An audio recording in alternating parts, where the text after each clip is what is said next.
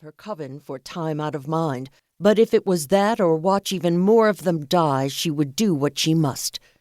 "We're here for jewels," she told the woman shortly. "We care for nothing else." "Ah, we may have no quarrel then," the woman told her. "We're here for silks." Behind her, a small group stepped out of the darkness. They looked like Gillian's own tattered band of once proud witches and wizards, in old clothes, scuffed and patched boots, and cloaks no self-respecting beggar would have had. But wands were in their hands, and despite everything, Gillian was glad to see them. She felt her eyes sting at the sign that more of her brothers and sisters had survived the cataclysm of their time and were still fighting, and fighting hard by the look of them. One was missing half an arm, with the acid-etched stump evidence that a potion bomb had hit its mark.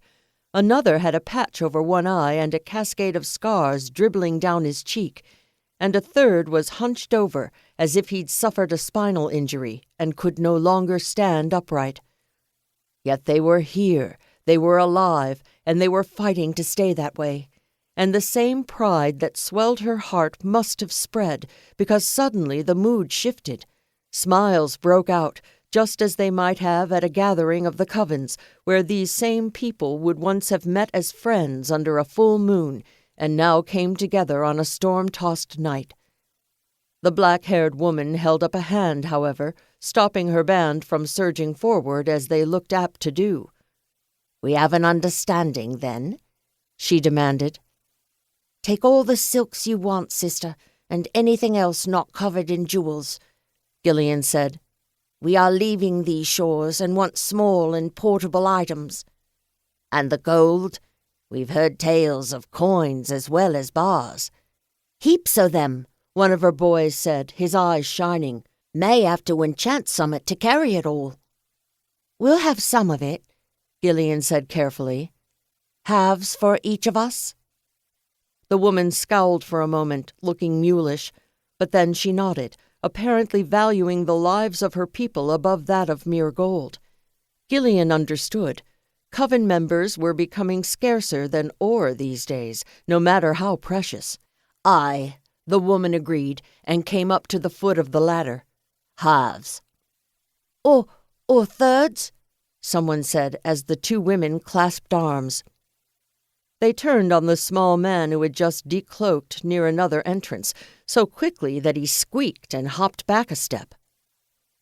"Who the devil are you?"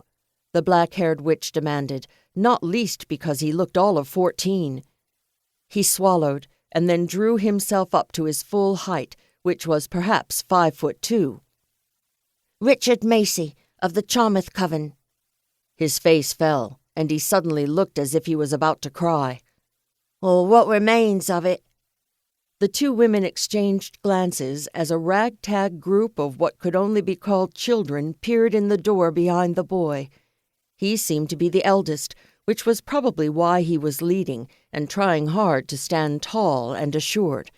But his wand was trembling in a grip that threatened to snap it at any moment. Thunder boomed from above, the ship swayed, and its wooden planks squeaked. For a moment nothing was said. It didn't have to be. Neither witch could afford to take in the orphaned children of another coven.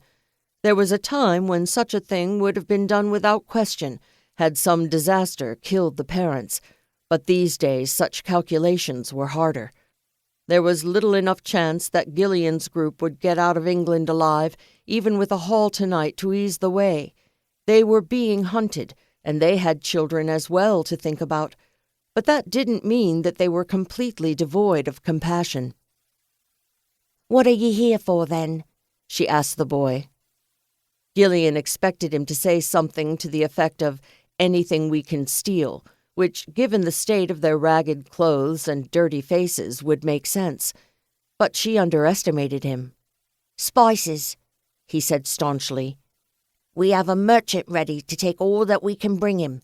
Got sledges, too.